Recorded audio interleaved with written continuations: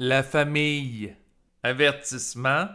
Par rapport aux propos tenus dans le cadre de cet enregistrement, je vous ne demande pas de croire ce qui est dit, mais plutôt de vérifier par vous-même si cela est réel avec votre ressenti ou votre intellect.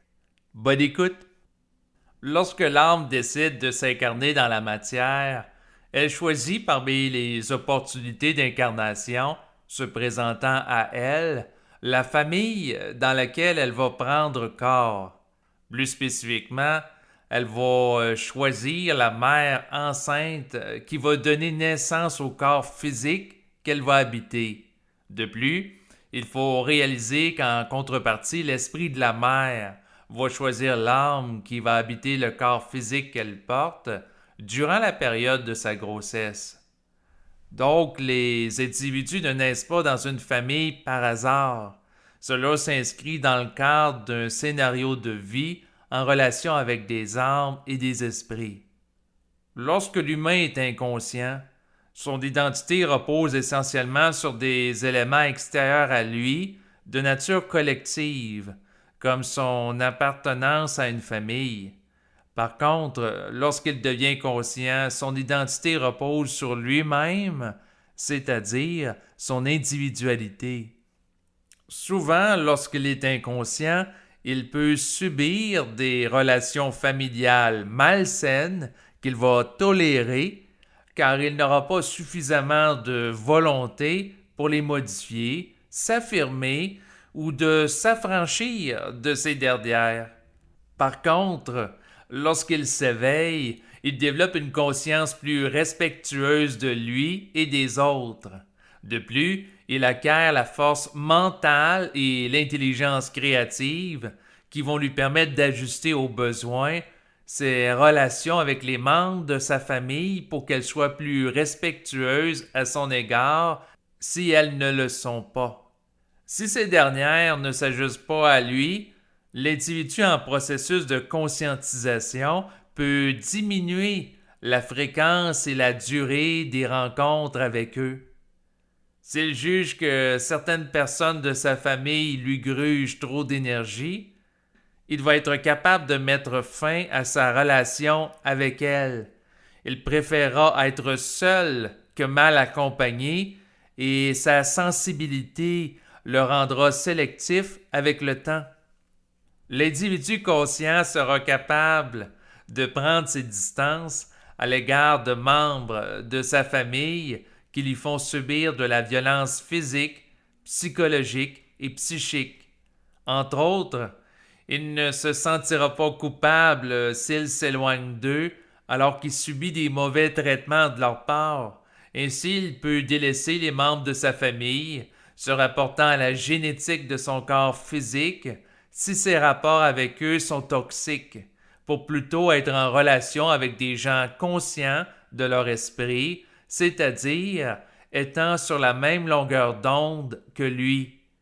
Par conséquent, dans certains cas, des liens liés à la famille biologique trop nuisibles peuvent être remplacés par des alliances psychiques entre des individus vivant le processus de la fusion avec l'esprit. Ainsi, les alliances reposeront sur une base vibratoire plutôt que simplement biologique. Par contre, il est important ici de réaliser que l'individu conscient ne cherchera pas à mettre fin à sa relation avec les membres de sa famille si les rapports avec eux sont sains, pour se joindre à une secte ou à un regroupement qui l'exige.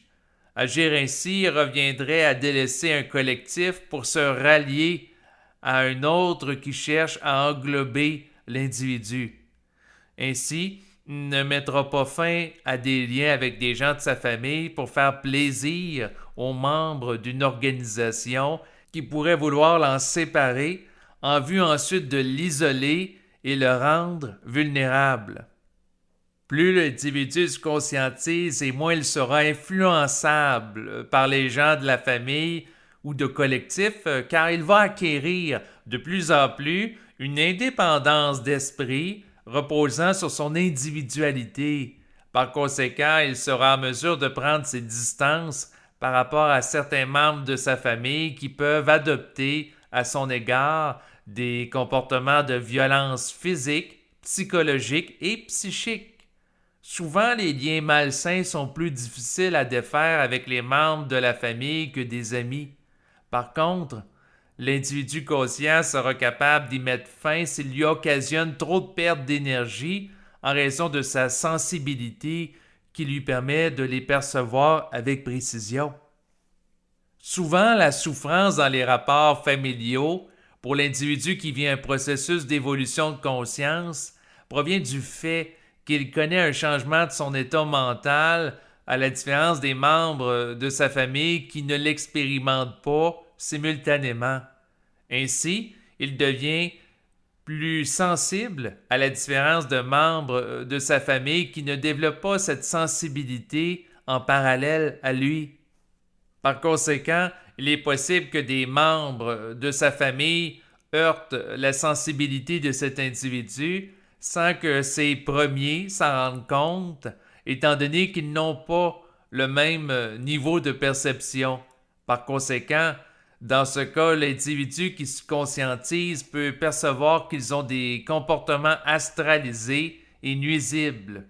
Par contre, eux, ils ne le voient pas, car ils n'ont pas de capacité de lecture vibratoire et ils ne perçoivent pas les vibrations derrière les formes.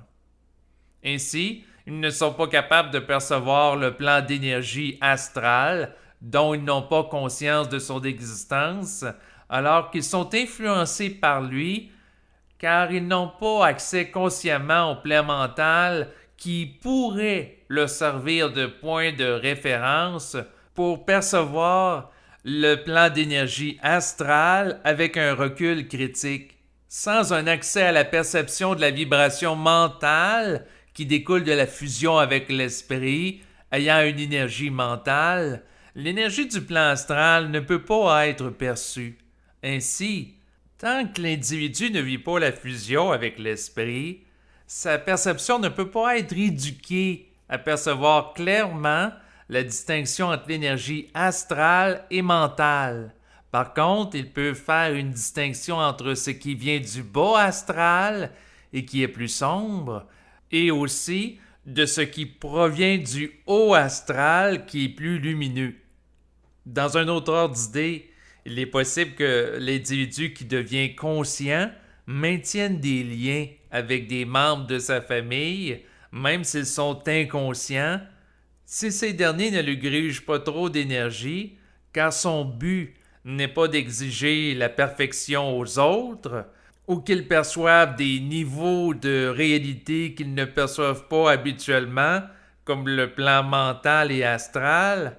Ils ne cherchent pas à mettre fin à des relations fondamentalement, mais plutôt à œuvrer pour vivre au maximum la paix dans son mental et souffrir le moins possible de l'inconscience de gens qui l'entourent. Voilà ce qui complète à présent la lecture du texte que j'ai écrit et qui porte sur la famille.